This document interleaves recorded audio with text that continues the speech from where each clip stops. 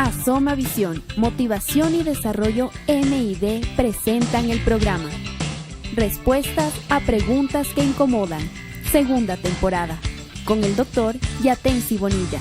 Hola, bienvenidos a su programa Respuestas a Preguntas que Incomodan, con el doctor Yatensi Bonilla. Yatensi, ¿cómo estás? Muy bien, Israel. ¿Todo bien? Todo bien, sin novedad. Qué bueno, estamos otra vez acá para hablar del texto de Romanos. Comenzamos en el programa anterior a hablar de la importancia de Romanos.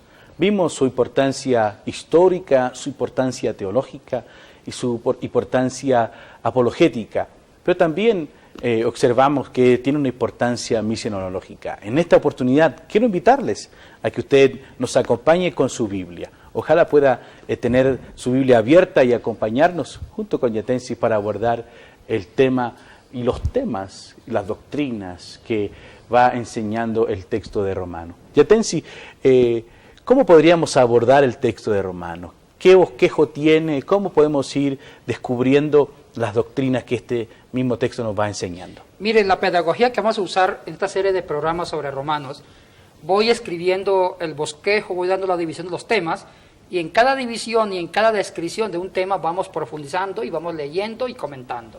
Interesante. Vamos a ir entonces leyendo el texto bíblico, Yatensi acompañándonos, o él guiándonos en realidad sobre este bosquejo y buscando algunos análisis teológicos y contextuales también. Sí. ¿Cómo partimos el texto de Romanos? Mire, comencemos diciendo que Romanos tiene 5 grandes partes. ¿Ya? Una introducción, una segunda parte que es una sección doctrinal, que es la parte más fuerte, es el banquete de la carta, es el centro de la carta, y en esta parte doctrinal hay 3 subtemas que son vitales, que es el tema del pecado, cuál es el remedio del pecado, la justificación, y cuáles son los resultados de la justificación y la santificación. Entonces, eso está dentro de la segunda parte, que es la sección doctrinal. Hay una tercera parte, que es la parte profética, exclusiva del pueblo de Israel, que está en Romanos 9 al 11. Hay una cuarta parte, que es la ética. Para Pablo e Israel, Pablo nunca, siempre aterriza en la parte práctica cuando primero describe la parte teológica. Si no hay una ética práctica de la teología no sirve de nada. Entonces, cuando Pablo describe la teología, cuando Pablo se eleva a describir grandes verdades divinas, aterriza con la parte práctica. La parte práctica es el cuarto tema. Y el último tema son los saludos, la despedida y la bendición final. Interesante, entonces vamos a ir abordando cada una de estas partes. Yatensi, tú nos has dividido el texto en 5 partes. Generalmente nos dividen el texto en 2, ¿cierto? Generalmente nos dicen del capítulo 1 al 11 y del 12 al 16. ¿Cierto? Eso como muy tradicional. Sí, muy tradicional. Y como incorporando una gran generalidad del texto. Pero vamos a mirar el texto ahora dividido en 5 partes. ¿Comenzamos con qué? Empecemos con la primera gran parte del texto, que es una introducción. Esta introducción es donde Pablo siempre, en todas las cartas paulinas, Pablo siempre empieza con una introducción. En la introducción él ya pone la agenda de la carta, pone el clímax, ya pone el tema central que va a desarrollar. Miren, le voy a dar claves cómo entender a Pablo y cómo leer sus cartas. Siempre Pablo resume la carta al comienzo en la introducción. Eso es una clave muy típica de las cartas griegas antiguas. Entonces, en la introducción esto va del capítulo 1, versículo del 1 al 17. Son solamente 17 versículos, Israel, que Pablo usa para la introducción. En esta introducción, ¿en cuántas partes está dividida? 3 subtemas. 3 subtemas. Tenemos, vamos a usar otro, bueno, yo creo que en la televisión se ve los mismos colores, 3 subtemas. El primer subtema es un saludo. Este saludo está en Romanos 1, versículos del 1 al 2. Ahora, lo vamos a estudiar, primero vamos a ver los 3 subtemas, el saludo, después la necesidad de verlos. ¿A quién? A los romanos. Y tercero, el evangelio. Aquí, Israel, en el tercer subtema, está resumido toda la temática de la carta. Entonces, en la necesidad de verlos, esto está en Romanos 1, versículo 3 al 15, y el Evangelio está en Romanos 1, versículo 16 al 17. Entonces, vamos a comenzar por la primera parte de la introducción, de los versos 1 y 2. ¿Sí? Ahora viene Israel. En el saludo. El saludo, uno cree que Pablo solamente se dedica a saludar. ¡Cuidado!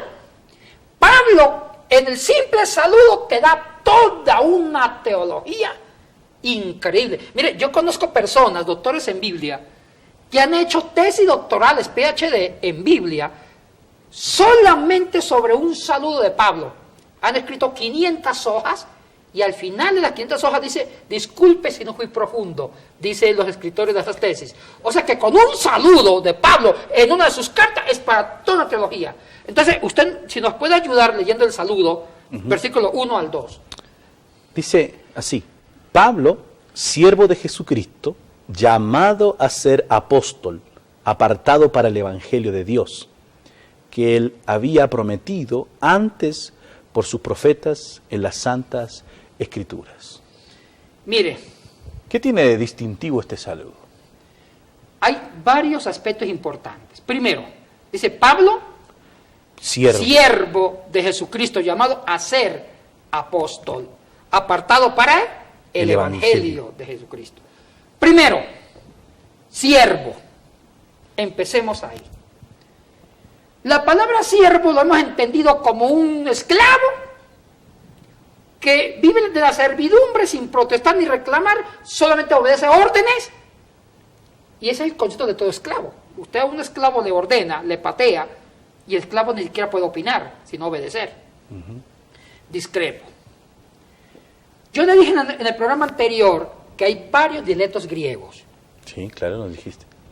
El griego es una lengua antigua, muerta, que no tenía un organismo como las lenguas modernas, que se llama la Real Academia de la Lengua Inglesa o Española, que regula la semántica, la fonética, la sintaxis del idioma. Las lenguas como el griego, el hebreo, el arameo y otras lenguas no tenían regulaciones o instituciones que la regularan, y es por eso que una palabra tenía diferentes usos o significados de acuerdo a los que la usaban. Es por eso que las lenguas antiguas vivía el fenómeno del dialecto. El dialecto era típico de las lenguas antiguas, porque el dialecto significaba la forma particular única que una lengua se hablaba en una región. Una cosa era el griego que se hablaba en Atenas, otra cosa muy diferente el griego que se hablaba en las colonias, otra cosa muy diferente al griego que se hablaba en Jerusalén, o al griego que le hablaban los esclavos, o los artesanos, o los literatos. Es por eso que en el griego hay diferentes tipos de dialectos. Es por eso, Israel, que una palabra griega, en un diccionario serio, honesto, una palabra griega puede tener más de 8 hojas o páginas de posibles traducciones. Pero eso caería también en el fenómeno de la polisemia, que un término puede tener muchos sentidos. Y eso ocurre también con el texto bíblico. Y también sucede con la lengua moderna. En español los términos también pueden ser polisémicos. Un ejemplo, castaño. Castaño, aún en una lengua moderna como la nuestra, puede significar apellido. Señor Castaño puede significar una fruta o un color, qué sé yo. No se diga las lenguas antiguas, que eran mucho más deliberadas, con diferentes sentidos o más sentidos. Es por eso que había una tradición que yo discrepo, con todo respeto. Siempre se ha dicho que el Nuevo Testamento se escribió en un solo griego, que es el koiné. Siempre nos han dicho eso, sí, que el Nuevo Testamento se escribió con la koiné. Con la koiné. Y Israel, dan a entender que la koiné o el koiné es un dialecto. Esto es un error. El koiné en griego significa común, vulgar, popular. Viene de koinonía, de comunidad común. Lo que quiere decir es que el Nuevo Testamento, que el Nuevo Testamento se escribió en varios dialectos koiné. Porque en el griego habían varios dialectos, como el dialecto jónico, que era el de los campesinos o artesanos, el ático, que era de los literatos, filósofos, el que se usó para escribir la República de Platón, o la metafísica de Aristóteles, o la ética de Nicómaco. Estaba también el ptolomaico, que es característico de romanos, que era el dialecto de los abogados, del derecho para litigar. Entonces, hay que ver una cosa, está por sentido común, Israel. Hay varios escritores del Nuevo Testamento que venían de diferentes regiones y con diferentes trasfondos culturales. Una cosa es el griego de Lucas, que era un gentil preparado médico, que es un griego alto, fino, ático. Y otra cosa es el griego de Pedrito, que era un hombre judío que solamente sabía el griego vulgar del jónico, que era un griego jónico goñé. O el griego de Pablo, que usan los romanos, que es el griego de los abogados. Entonces, cuando un dialecto griego se usaba mucho en una región, se llamaba dialecto, qué sé yo, jónico koiné. O sea, ese griego usado en esta región, es un griego común. Si ese dialecto lo usaban los literatos, le decían griego ático koiné. Y si el griego lo usaban mucho, qué sé yo, los abogados, griego ptolomaico koiné. O sea que koiné no es un dialecto. Koiné significa el uso frecuente de ese griego en cierta región. Ok, entonces el texto de Romano, ¿con qué estructura o con qué dialecto fue escrito? Fue escrito con el famoso dialecto de los abogados. Mire, Israel, el único libro del Nuevo Testamento que tiene un griego aparte, diferente a los otros libros del Nuevo Testamento, es Romanos. Romanos, porque tú me estás diciendo evidentemente que es un dialecto más legal, más jurídico. Y en el caso de Mateo, por ejemplo, ¿no es también un ptolomeico? No, Mateo usa un griego jónico, sencillo, igual que el de Marcos. Un griego... Mira, en el Nuevo Testamento se usaron 3 dialectos, para resumir esto. 3 dialectos. El ático, que es el dialecto de los literatos, el dialecto de los filósofos, de los eruditos, de los hombres de conocimiento. El ático se usó para escribir Juan. Se usó para escribir Lucas, Hechos.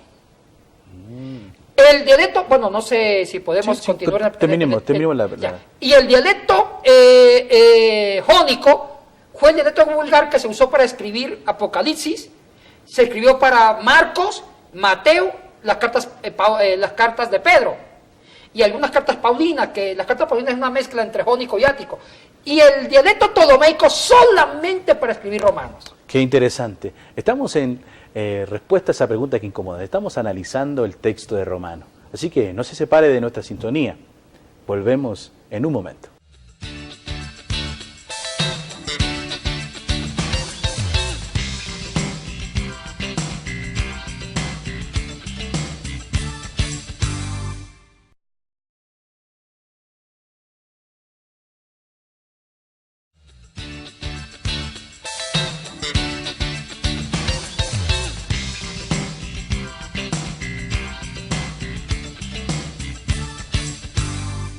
Continuamos con nuestro programa Respuestas a Preguntas que Incomodan. No dude en enviar sus preguntas. Escríbanos, también puede mandarnos el mensaje de texto. Estamos analizando el libro de Romanos, estamos mirando el bosquejo. Yatensi nos está explicando la estructura, el dialecto en que fue escrito el libro de Romanos y nos ha dicho que es un lenguaje legal usado por los juristas, por los abogados. Yatensi, estamos hablando de la introducción del texto de Romanos. Y en esta introducción Pablo se presenta como siervo de Jesucristo. Pablo sabemos que significa pequeño. ¿Cuál es la idea de Pablo? ¿Cuál es la intencionalidad? ¿Qué significa que Pablo se presente como siervo? ¿O qué significa la palabra siervo en este texto? Mire, Israel, como lo dije en la sesión anterior antes del corte, el griego que se usó para Romanos fue ptolomaico. Porque Pablo es consciente que está escribiendo una carta a los padres del derecho civil, que eran los romanos. Entonces, como Pablo quería desbaratar la ley judía, fue inteligente. Y por eso buscó a Tercio, porque Pablo no conocía el dialecto griego ptolomaico. El hecho de buscar un amanuense, un secretario llamado Tercio sí sabía el lenguaje griego legal de los juristas. Entonces, es por eso que la teología de Pablo, de la justificación por fe, le pone en lenguaje de abogados. Oye, qué inteligente Pablo. Pablo quería asegurarse, porque él iba a criticar la ley judía, de plano. con el tema de la justificación por fe en la salvación. Entonces, él estaba pensando que de pronto los romanos iban a decir, bueno, como él no sabe de ley, desprecia la ley. Entonces él pensó, mejor escribo, desbarato la ley judía, usando el dialecto de los abogados, que es un dialecto legislativo. Oye, qué inteligente y qué bien vivo. Entonces, usa el dialecto griego ptolomaico de los juristas, de los abogados, para desbaratar la ley judía. Para que dé a entender que él sí sabe de ley, y como sabe de ley, usando el dialecto griego legislativo, se da el lujo de desbaratar la ley. Inteligente el hombre. Ahora sí, la palabra siervo o esclavo tiene dos significados. En dialecto en dialecto ático, jónico, significa esclavo, así como lo entendemos. Alguien que está en servidumbre, que depende de otro, recibe órdenes y ejecuta, pero no en dialecto jurídico ptolomaico. En griego ptolomaico, la palabra esclavo, doulos, que es la palabra griega doulos, y la podemos escribir aquí, la palabra doulos, esta palabra doulos, que se usa en Romanos, 1 del 1 al 2, viene del verbo douló, que significa estar casado con, estar casado.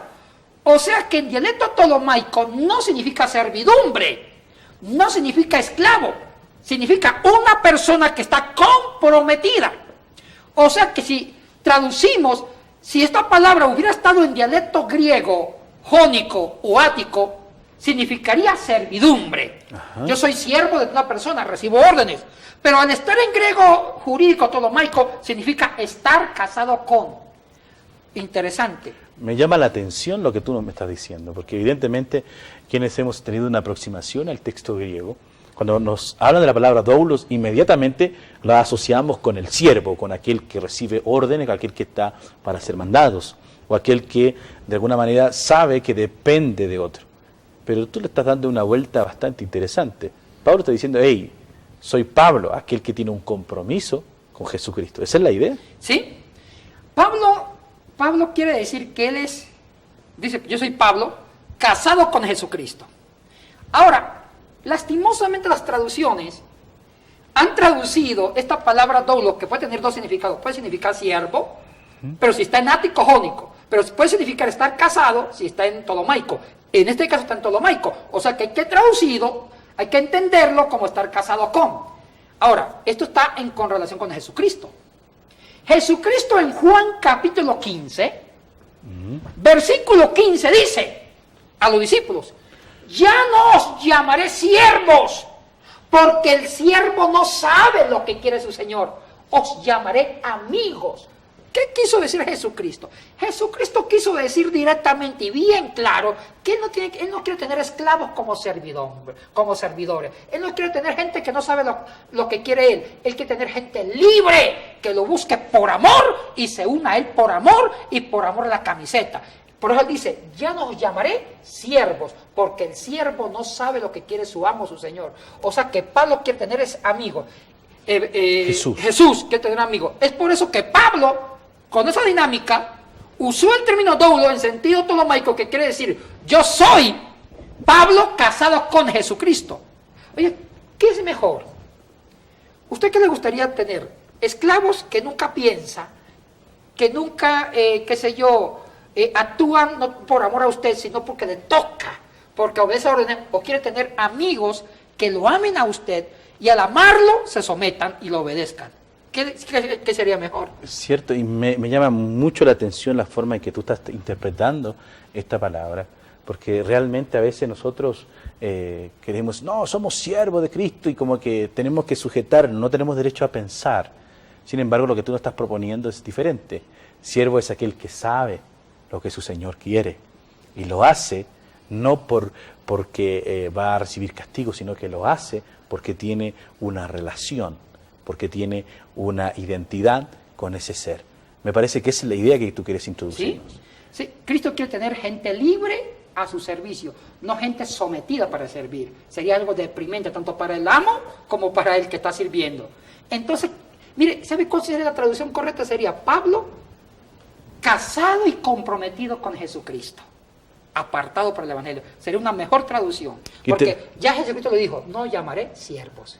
Okay. En este primer saludo, Pablo se presenta. Soy comprometido con Jesucristo. Sí. Tengo una identidad en Cristo. ¿De acuerdo? ¿Cierto? Luego dice, llamado a ser apóstol.